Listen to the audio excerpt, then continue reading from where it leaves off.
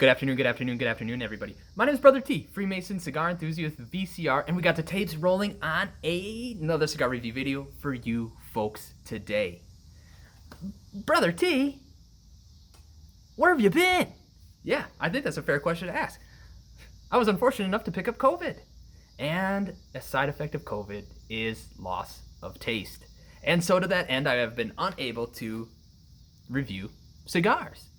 And I have not had a cigar since the 31st of July. So by my sketchy calendar math, and it is very sketchy, it feels like about 6 weeks. So, in observation of such a momentous occasion, what better than a Tabernacle Goliath by Foundation, straight from the king of broadleaf himself, Mr. Nick Melillo. And by way of first impressions, this cigar is stunning. It is a perfecto, but the Vitola reminds me very much of the JFR Lunatic El Loquito. By way of industry comparison points, the cigar has a chocolate brown wrapper. It's waxy in finish. It has visible seams, minimal veins. The veins that are there are rather large. The wrapper generally appears as rustic because of those large veins, but also some blemishes on the wrapper. It has a firm pack, and the pre-light aroma, there's a slight cedar, a light earth, and bits of cocoa. Cut and light.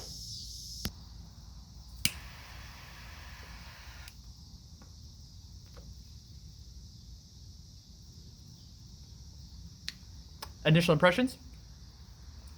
There's a breadiness, slight earth, black pepper, bits of cedar. So far on initial light though, fantastic. Draw.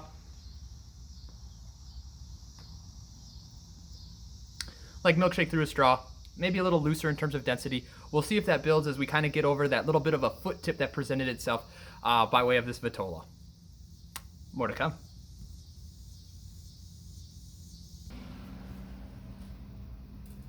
All right, everybody.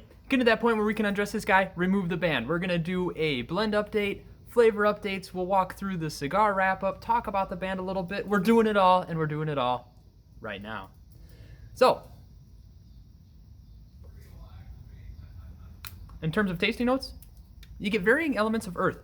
Almost a dry earth to a gritty, almost tangy earth, best I can describe it.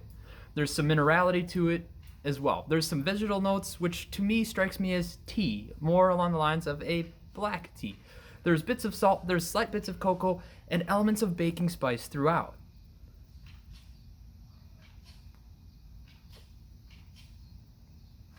In terms of blend, it uses a Connecticut broadleaf wrapper, a Mexican San Andreas binder, and then it uses filler from Nicaragua and Honduras. So we're borrowing a little bit from everybody. Talk about the band a little bit, and we'll show you that band. Okay, it's exquisite. It's more art than band. It has engaging iconography and portraitures. It has embossed elements throughout. It's a very rich, ornate looking band.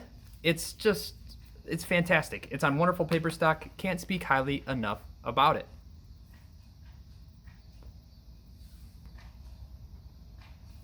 Jumping into construction, out the gate, no issues. Didn't require any touch-ups or relights. Burn, it held on for greater than 1 inch increments and was pretty even throughout. Draw, it was like milkshake through a straw. It loosened after light, but still kind of maintained that analogy of a milkshake.